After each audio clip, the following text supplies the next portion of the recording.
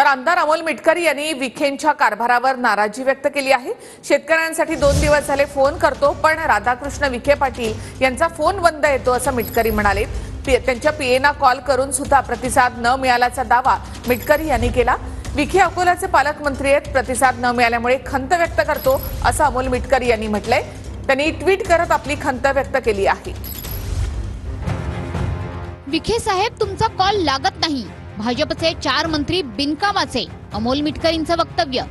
महसूल आणि अकोल्याचे पालकमंत्री राधाकृष्ण विखे 6 महिन्यांपासून अकोल्यात फिरकले सुद्धा नाहीत। शेती आणि जिल्ह्यातली पूरस्थिती, कापूस आणि सोयाबीनसाठी अनेक समस्या विखेंच्या कानावर घालायच्या होत्या।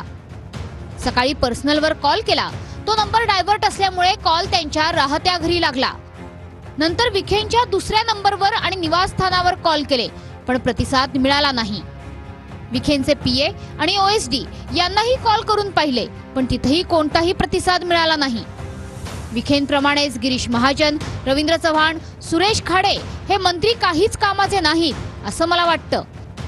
सत्तेतले राष्ट्रवादीचे मंत्री सर्वांना प्रतिसाद देतात, पण भाजपचे मंत्री आम्हाला प्रतिसाद का देत नाही? ठाकरे बाहेर पडत नव्हते म्हणून भाजप टीका करते, पण आता कोरोना नसतानाही मंत्री बाहेर का पडत नाहीत?